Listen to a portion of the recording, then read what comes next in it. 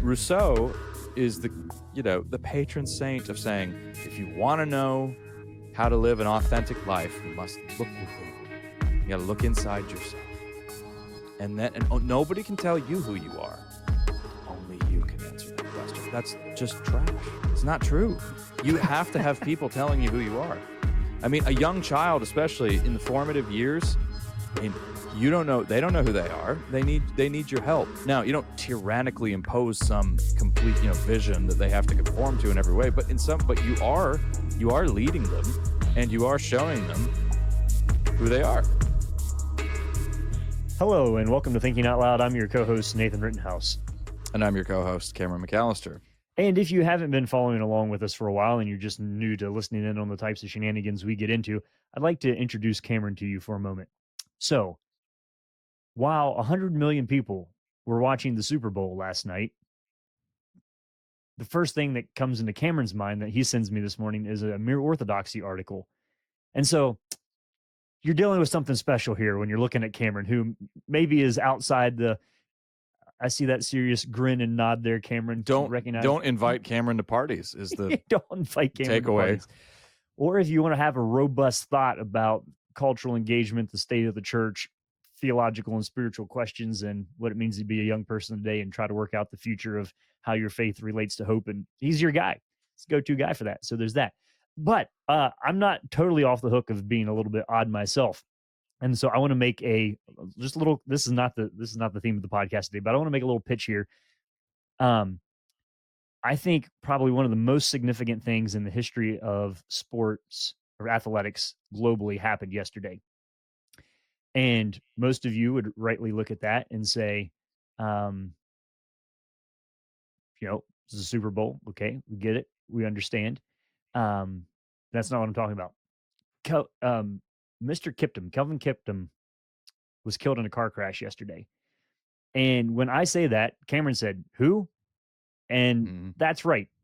He was the guy who just broke the world record in the marathon. He ran a marathon in 2 hours and 35 seconds, which is almost over a minute faster than it had ever been run before. And I mean, we're in the reign of Eliud Kipchoge, who is probably the best marathoner in the history of the world himself. And he was beaten by this guy, 24 years old. Widely thought he was going to be the first guy to run under 2 hours in a legitimate race. Wife and 2 kids. He and his coach were both killed in a car crash. And some of you can say, Nathan, how could you possibly say that was the biggest thing that happened in the sporting world yesterday when the Super Bowl was happening? And I want to use this as a way of looking at how we think about reality and what we focus on. If you want to look at like phenomenal athletes, NFL football players are.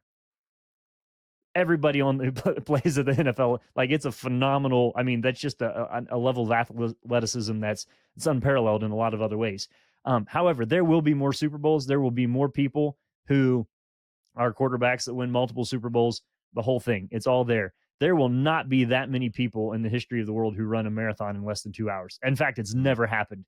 And so we were 35 seconds away from it happening for the first time. And when we talk about like American football, we're talking about one country. When we're talking about and we're also talking about one country for like, what's this, the 58th Super Bowl or something? The marathon has been run and raced and studied for nearly millennia now across all regions of the world. The marathon is a much bigger deal than the Super Bowl. There, I said it.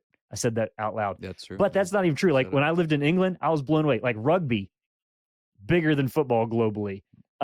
Soccer, or as it's called, football in the rest of the world, way bigger than football in the rest of the world.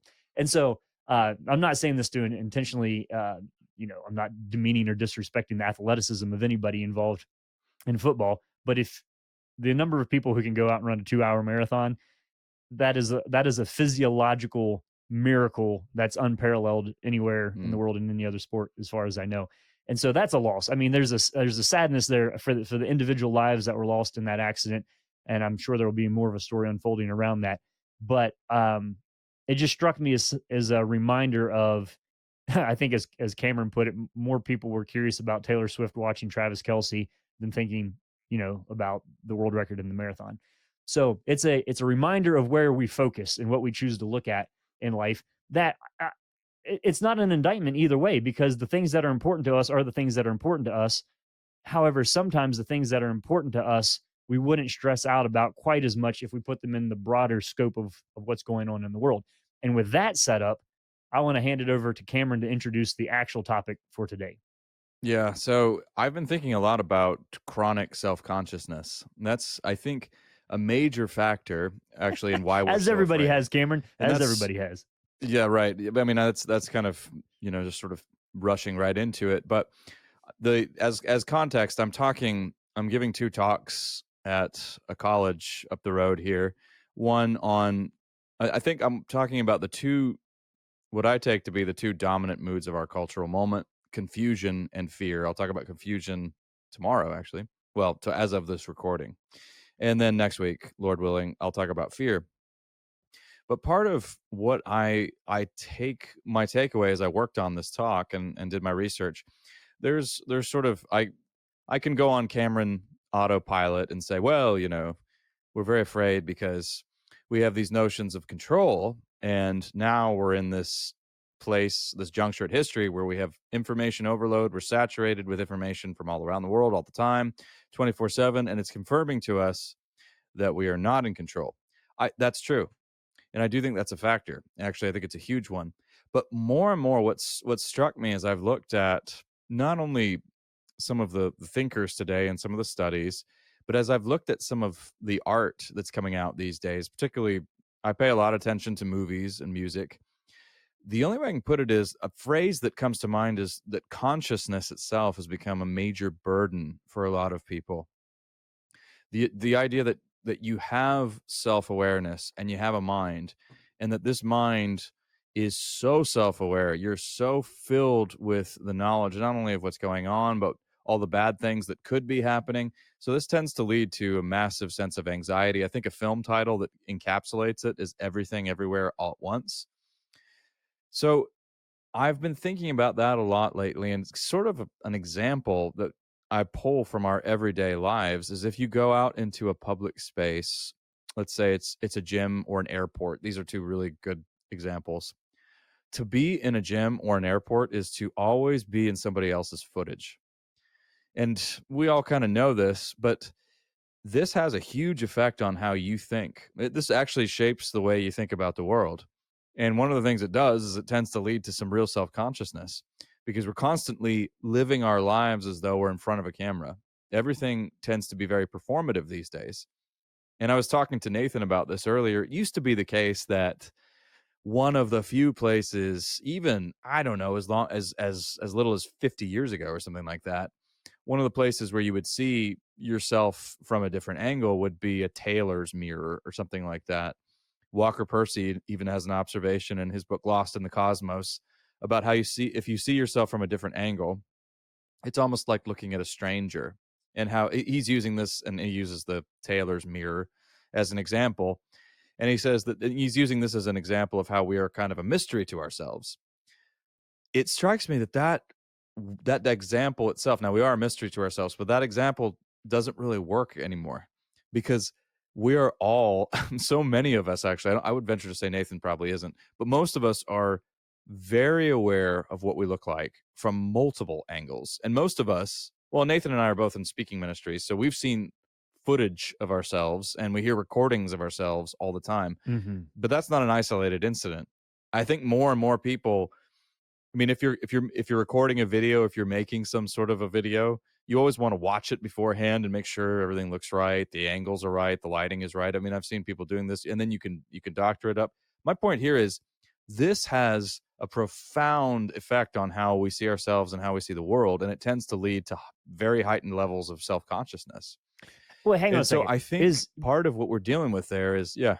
well, all right. Finish your thought, and then I want to, because it's a is the self consciousness self focused though, or is our self consciousness focused on what we think other people think about the way that we look? So there is a burden to self consciousness, but there's also a burden to the expectations that you think other people have about the way in which you should be appearing. So are those two different things, or is Oh, that the sure. I same mean, thing? I mean, I think they tend to bleed together, but you can definitely distinguish them. But I think, yeah, we're increasingly worried about what other people think of us, and because so much of what we I don't know how we release to the world. How do I want to say it?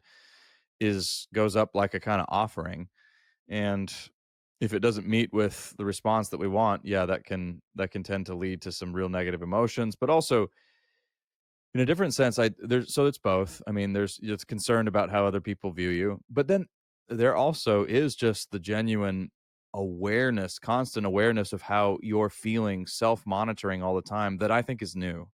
I don't think a Mhm. blacksmith in the Middle Ages was navel gazing in quite the way that we are now. The blacksmith in the Middle Ages, of course, didn't have nearly the time that we have at our disposal. That's a massive luxury that we have these Yeah. days. Didn't didn't have the technologies that take away the pain, the physical pain that we deal with. I mean, it was basically just, this was a whole different approach to life. But I'm just using that as an example of how novel I think this state of mind is, to be this hyper aware of yourself as a self, and how it creates a tremendous burden. I know this runs the risk of sounding very abstract right now, so we can But we can well, take it in some more practical directions. But yeah, I think it does have some practical implications, but walk with me for a second just through some. So this idea of being able to recognize yourself and know what you look like is, or be able to conceive of yourself as an I. If you look at, writers on animal rights, I'm thinking Tom Regan's book Self Conscious. Like, there's a big, does a dolphin recognize itself in the mirror kind of um, types of questions of self consciousness and understanding yourself as an individual and knowing what you look like. I just looked it up. Guess when the first modern mirror was invented? So the silver glass mirror that you probably have in your bathroom, 1835. I'm not sure. Yeah, so Oh, so this is 1835. modern. Yeah, Yeah, so I yeah. would I would on one part of me wants to say that the vast majority of humans that have ever lived didn't know exactly what they looked like. Now, Hmm. you have now there were bronze mirrors before that. There are even references, Paul has that now we see, but a dim reflection is in a mirror. But that was a Hmm. poor reflection in a mirror. So he Hmm. recognized that the image that you saw in the mirror was not what you really looked like. Um, I was thinking maybe one of the early references, you have Narcissus falling in love with his Right. image by looking in Yep. the pool of water. So that's pretty far back. Yep. To see your Yep. reflection in the water would be a real possibility. But um, the ability to always see pictures of yourselves and have, actually, I've seen more of myself now that we've been doing this podcast video than I have Hmm. probably Yeah. beforehand. Because often I walk through our bathroom in the morning when it's dark, and then I don't see what I look like for the rest of the day. But the crazy thing is even when you look at yourself in a mirror, you see the mirror image of yourself. It's not what you look Right. like. It's the It's not the flip of that. living you. It Yeah. Yeah, so it's the opposite. Like, raise your right hand in the mirror, and the hand comes up Hmm. on the Sure. left side of, it's flipped, um, or on the right side, but would be the left side of the mirror image of yourself. Um, Hmm. but I think by and large, the vast majority of people didn't know what they looked like, and I would imagine that I mean, probably everybody wanted to wrinkle out their shirt, get the wrinkles out of the shirt before they went to church. But that, whether or not that was like a massive part of their identity and it created a lot of anxiety, I don't know. It does seem like this is one of Well, the let me. areas where technology has massively monkeyed with the way in which we think Yeah. about what it means to be one of what it is that we are. Well, let me run this backwards a little bit and try to tease out where this. I don't know. I don't want to call it a theory. This idea comes from. So there, there was a book that came out in 2017, and it's called "Why Liberalism Failed" by Patrick Deneen, who teaches at Notre Dame University. And he argues that there are two major assumptions underlying our liberal political order in the West. So basically, just the way we live and our default assumptions about human nature in the West. And one of them is that we're radically free, autonomous creatures. And by the way, you can guess by the title of his book what he thinks of these two assumptions. It's called "Why Liberalism Failed." So he obviously doesn't he doesn't endorse either of these.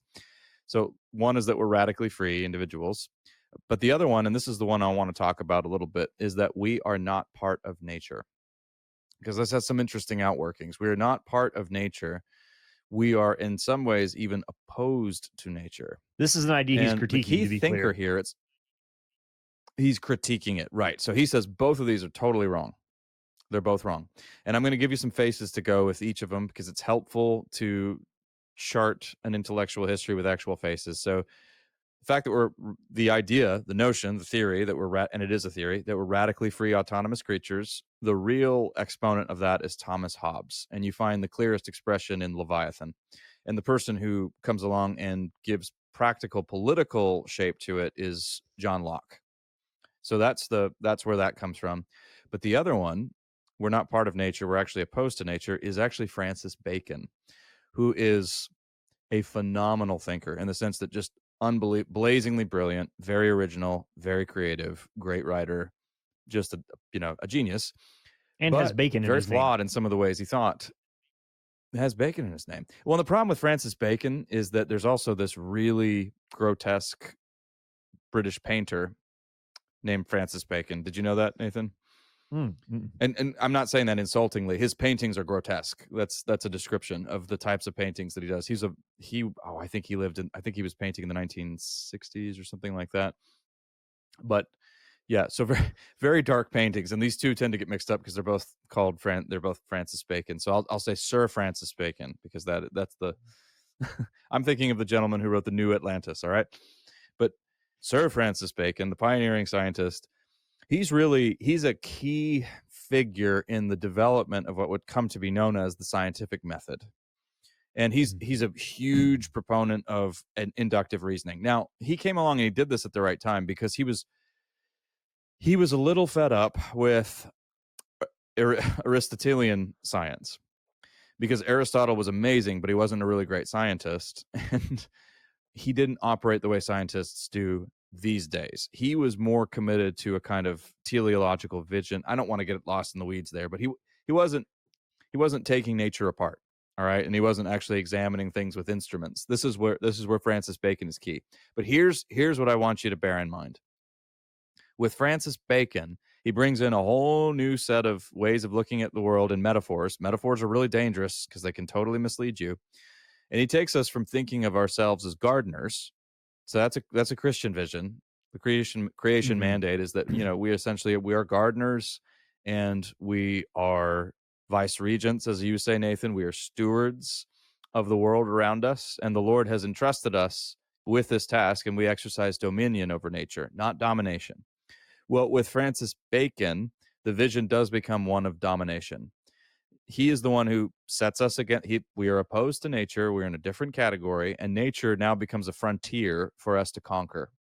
Now, he didn't have in mind the kind of problems that we see today, ecological problems and all of that. Of course, he was, none of us are fully aware of what our lines of thinking are going to unleash. Some people happen to be cursed with genius, and they bring in lines of thinking that can literally change the world, and it's not always great.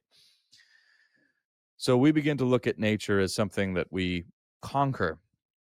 And so C.S. Lewis has a really helpful thought here in what I think is probably his most prophetic book, The Abolition of Man. And he points out, when we come to a place where we think we've conquered nature. Now, side note, we haven't conquered nature. But where we think we basically are in charge, we've conquered nature. You can't control yourself. You're probably not going to conquer nature. Right, exactly. But I think a lot of people do. The assumption is human beings are in charge. And I'm going to try to prove that to you in a second here. But when you come to a place where you think you've conquered nature, then the last frontier for you is going to be human nature. You conquered nature. Now it's time to conquer human nature. And that's where we find ourselves right now. That it's exactly what we're trying to do. We're trying to tear up any kind of human script that has been handed to us. So by that, I just mean all the givens of, your gender, your nationality, your name, your family, all of that is up for grabs now, because we want to completely make ourselves. We want to completely redefine ourselves. I mean, the phrase for this is playing God, which is what we've been doing for a while, but now we're finally seeing that through to its real logical conclusion, and it's really radical.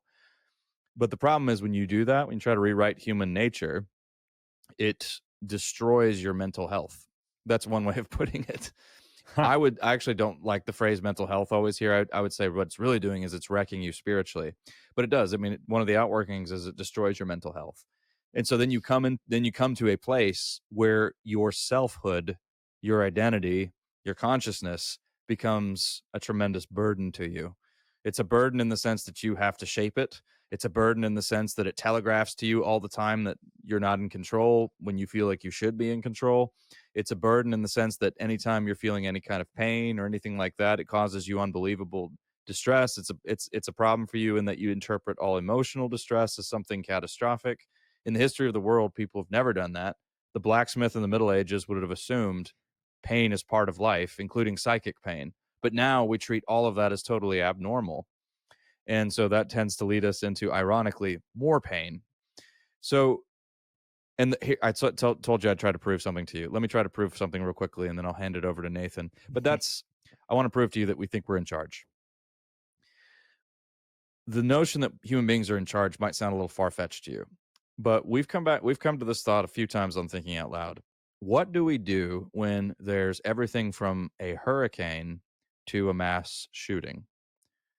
We start to scapegoat and point fingers and blame people. The hurricane instance is really interesting because I think one of the last hurricanes, there were a lot of murmurings about how this is, an indirect effect of global warming. And then, so we're responsible. Somehow we did this. The second, with mass shootings, well, we need tighter gun control laws and all that. Now, I'm not saying that these aren't legitimate discussions. They are. But my point here is your takeaway should be a hurricane, for instance, used to be referred to as an act of God. That is utterly foreign to us now. Because we basically think we're in charge. So everything, the fact that we blame everything on somebody shows how we think we should be. We're the ones in charge, even if it's a hurricane. There's something we could have done to prevent it, because that breach in the system, our system, is a violation of our authority. We're the ones in charge. And so I think this is part of how we've come to a juncture now where there is so much fear, because there's this sense that we should have conquered the world and ourselves. We haven't.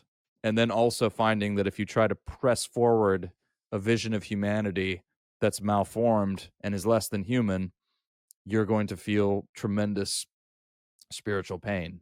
Let me try this on you.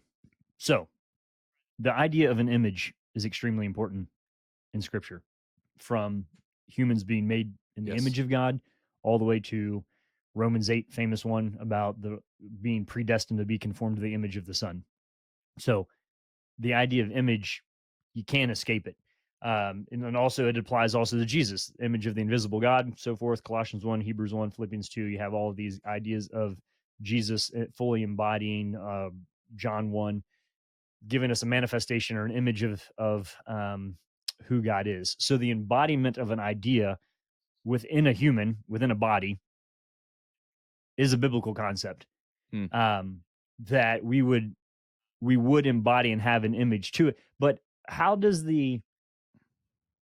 I guess if you don't think you're made in the image of God, and that the purpose of your life isn't to conform to the image of Christ, you still will conform to some image. So like it's almost like worship. Like you will worship something, you just get to choose what you're worshiping. And so it seems like technology gives us the ability to manipulate our image with very little thought into whose image we're conforming into. Or maybe people do have an image of like, oh, hey, I want to look like celebrity XYZ, so I'm going to get that haircut, hairstyle, whatever. I want to look like this. Is that a conscientious thing? How is that new? What are the benefits of that? The main distinction I want to make is that we now speak about conforming our image physiologically, whereas the biblical concept of forming an image has to do with character. Yeah. Well, that's a very superficial shift then, of course, to a kind of cosmetic vision of image, which has, been the case for a long time. But to make sense of this one, we got to go back to that first assumption that we're born radically free, autonomous creatures. It's just nonsense. And I think deep down, we all know it. I mean, this is common sense. You're born to parents. To everybody, you've got parents. We've all got moms and dads. And you're formed by the people around you and the places around you. Now, you're not entirely a product of your environment, but you are shaped significantly by that. We all know that. Family, friends, teachers, co-workers, schoolyard bullies, for better or for worse, the cast of characters in our lives shape us. And they have to tell us who we are. when I was in high school, I thought I was going to be a singer in a black metal band and move to Scandinavia. And I thought I was this really dangerous, scary guy. It There were about 3 English teachers who looked at my writing and said, "No, that's not who you are. You belong in a library, not in some sweaty concert hall, and you are a writer." And they were giving to me valuable insight about who I was that I didn't know. They were cluing me in. I didn't know it. Now, everything around you will tell you the opposite. The wisdom of the age, going back all the way to the so that here, let's put another face to this line of thinking. Everybody says, follow your heart. Okay, that's not Disney though. You know who that actually is? That's a guy named Jean-Jacques Rousseau. And that's said most eloquently probably in his Confessions. His Confessions, which in some ways I think are styled like a self-conscious response to Augustine's Confessions. But Rousseau is the patron saint of saying, if you want to know how to live an authentic life, you must look within. You got to look inside yourself. And nobody can tell you who you are. Only you can answer that question. That's just trash. It's not true. You have to have people telling you who you are. I mean, a young child, especially in the formative years, I mean, they don't know who they are. They need your help. Now, you don't tyrannically impose some complete, vision that they have to conform to in every way, but you are leading them and you are showing them who they are. And we all need that. And this happens to all of us for better or for worse. Now, some people are mistreated, and in those formative years, that's very damaging. Some people are malformed by others, but we are born as inescapably relational creatures. So even if you grow up to be Mr. or Mrs. individualistic and I follow my own, I march to the beat of my own drummer, or I follow my own vision. Well, that vision's coming to you from somewhere. I mean, you've got some vision of rebelliousness as vital and powerful and amazing, and conformity as stale and empty and hollow and hypocritical. That came to you from somewhere. You got it from someone. All of the, I don't know, all of the literary rebels I've admired in the past, or all the punks, they all got that from somewhere. It's not, they didn't pull you this know a funny version of this from inward resources. Yeah. There was Yeah. so I forget where, something in college we were reading. It was something on feminism, and the author was saying there's some interchange where the lady got married and she took her husband's last name, and all of her feminist friends were like, "We can't believe that you would take your husband's last name." And she said, "Well, I had 2 choices. I could take the last name of a guy I chose, or take the last name of a guy my mom chose." And so, like, when you put it like that, it's a little bit funny. So you would say, like, "Oh, I'm going to be, I'm going to be a rebel. I'm going to not take the name of somebody else, but I'm going to take the name that somebody else chose for me to take." Yep. So it's that kind of, and I'm not picking on that. It's just an isolated example of where we think we're making a free choice, and rebellion often isn't a free choice. It's we're playing right into doing what we've been told by someone else. Yeah, I mean, or I'll pick on myself, because that way I avoid offending. I try to avoid offending as many people as possible here. When I was in high school and I was a scrawny, aggravating kid, and I strolled into Hot Topic at a mall, and I bought all of my rebellion from those merchants. What I was really doing wasn't so much rebellious as just being a part of just being a good capitalist. I mean, this was just really a market exchange. Good old consumer. I mean, right. I was just, buying band t-shirts. How rebellious. I'm sure there's so many people who are just laughing all the way to the bank with my hard-earned rebellious dollars. So, I mean, now I'm not saying that there aren't genuine times to be countercultural. I think Christianity is always countercultural, because your allegiance is to Christ. But it's not a matter of, I'm a person of no allegiances, I belong only to myself. It's a matter, I mean, in Christianity, your countercultural status depends on your allegiance to Christ. And Christians are forthright about, and also Christians are pretty big. Paul was pretty big about, hey, don't be a contentious, dangerous person. Be a good citizen, be a law-abiding citizen, as long, so far as you can. Be peaceful, because Christians in his day had a reputation for being seditious and dangerous, because they didn't, didn't bow down to Caesar, and that was a problem.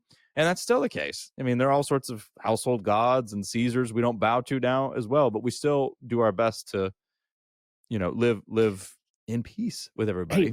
let me throw a side item in here. So you had mentioned to me that it's some observations about or research, or I don't know exactly what it was, where you said that Gen Z is more worried about looking old than millennials were.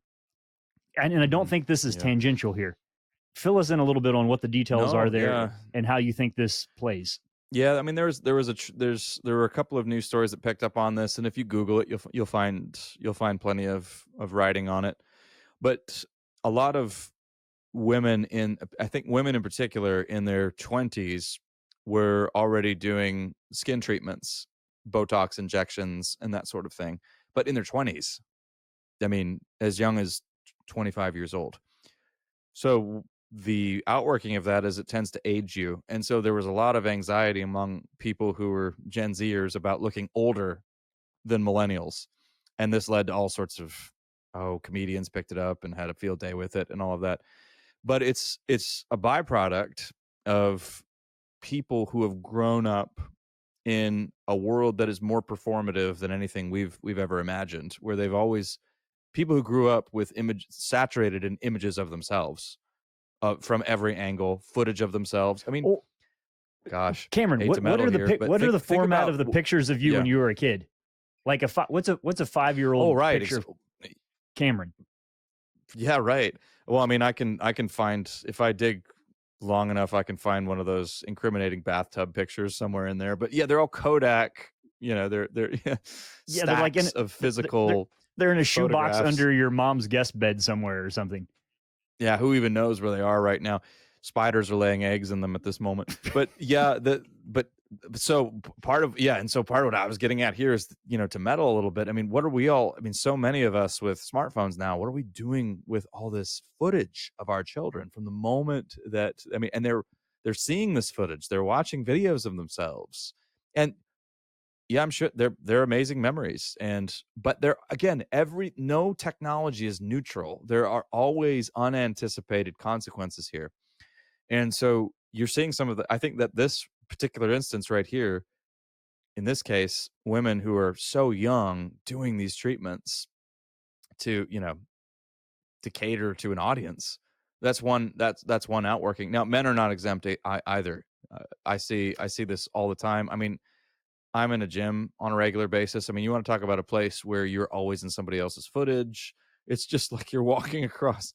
The image I have is of somebody trying to break into a high security sort of building, like a Mission Impossible movie, where there are these multiple little thin red laser beams everywhere. That's the way it is when you're walking through a gym. You're always walking through somebody's shot, and it's sorry. And yeah, I mean, but again, that's an outworking of this kind of performative way of looking, but it tends to lead to huge self-consciousness as well. A lot of people, by the way, are increasingly, with regard to the gym, are afraid to go to a gym because they don't want to be in somebody else's footage, or in some cases filmed without themselves being aware of it and then mocked later on. That happens all the time. It doesn't just happen in gyms, but gyms are a conspicuous example. So Yeah. is the genius or the staying power of Greek mythology or any mythology that Narcissus is alive and well? That's my Yeah. first question. Yeah. So the ability to Yeah. fall in love with your own image and or try to Mhm. craft your image into something that's loved Mhm. or that you can love. I guess it's not quite narcissism. Um, because so I mean that's one warped form of self-worship. But then like the burden of thinking that you have to be a certain way in order to be loved by other people, Yep. There you go. Yeah, that's the deep that's a second. existential I mean, side so of I it. think all of Yeah. this for me is like so there's a way in which we could look at it and be giggle like okay, this is sad. You have people in their 20s injecting toxins into their face to change the size of their lips or whatever. um Mhm. Haha. Or you say, what kind of messed up world do we live in where people think that that's the necessary step in order to be accepted and affirmed and Yeah. valued and loved? So again, this is one of those where I think as a Christian looking at this, I don't come into it as like it's scary or that it's silly. It's just more like a sadness of like, Sad. Yeah. shoot, I hate that for you that you think you need to do that. And then not only Well, I to mean, say that, but then don't participate in the elements of society and the economy that foster um, super narrow visions of what it means right. to be human and unrealistic visions of perfection and all the other bleh that goes along with Well, it. I'm going to come back to something I said earlier. I mean, the water's warm over here in the church. you can you can take your personhood for granted when you're a Christian in the best possible way. You don't have to make yourself into anything. You are freed of that burden. It's a burden you've never been meant to carry anyway. The givens of your life, your very life itself, you didn't, nobody listening to this podcast had a choice in the matter of whether they were born or not. And there are people nowadays who act like that's an absolute outrage, that the universe has somehow played some vicious trick on them. That's an extremely poisonous philosophy. It really is. And if we're thinking in those terms, we're trying to play God. But you're not meant to be God. So the best solution to this is to free yourself from that burden. You don't need to accept that burden. Now I know sounds like it's easier said than done, but it is actually actually isn't that hard.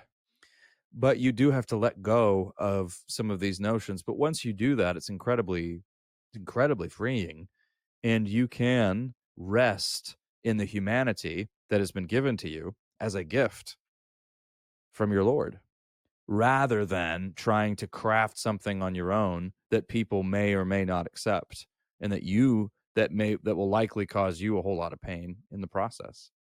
Mm-hmm.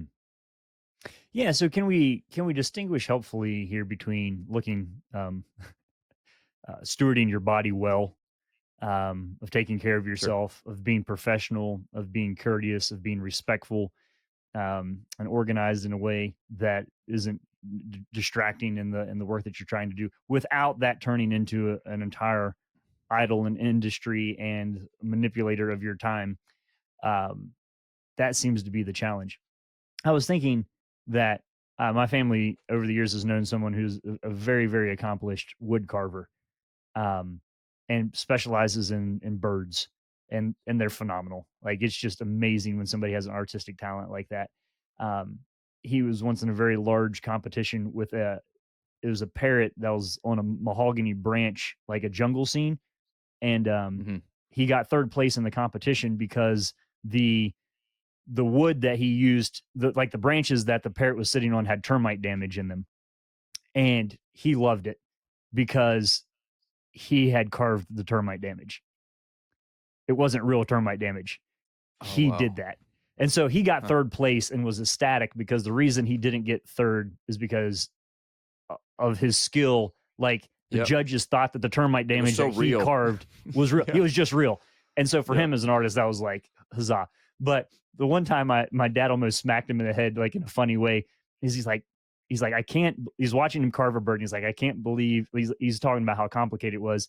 And the guy carving looked up at my dad and he said, no, it's not hard at all. He said, I just carve away everything that doesn't look like a bird.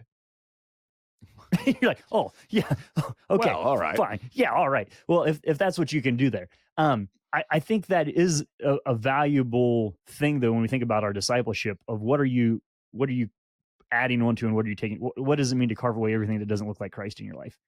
And that doesn't Hmm. require a mirror or a smartphone or a selfie or a tailor's mirror or looking into a reflected water of pool.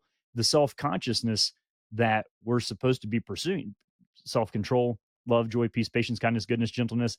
Um, those are all, we do have standards but they're all in terms of our character, not in terms of the things that make us more marketable or palatable or Hmm. and so again, it's a sadness. I think that there are the drive. We do need to be formed into something. We do need to have goals. We are intended to grow. We are intended to develop. We are intended to contribute to the world around us. We're intended to be in a relationship with things that transcend us, with God. We're intended to be in proper relationship with other humans. So these are all things that are given to us and we're invited into as a form of beauty. And at each step along the way, we have the seeming capacity as humans to mess up and to do an inward curl with each of those elements Hmm. and say, actually, this is all about me. And then in doing so, we aren't functioning in the way that God intended us for us to be. And so there's a great sorrow there. I think, to use Cameron's words from earlier, then it's destructive from a mental health angle, because you're trying to be your own God. You're trying to justify your own existence. You're trying to make yourself lovable. And you're trying to live under the burdens of everyone else's expectations of what you should look like and be like. And that's a tough spot to live. And so I think when Jesus is saying, come to me, or come follow me, there's an invitation out of that, um, that is super freeing. And that's why people often, I think, have that sensation of coming to Christ as being a very freeing thing. If you listen to the language of people who talk about submitting to Christ and then becoming free, from the outside looking in, that's a very odd sequence of language of, I gave my life to the Lord and the truth has Mhm. set me free. It doesn't seem like it, but that is actually functionally how that works in our relationships, and the way in which we think about ourselves, who we are, what it means to be human, and what it means to have the fullness of life.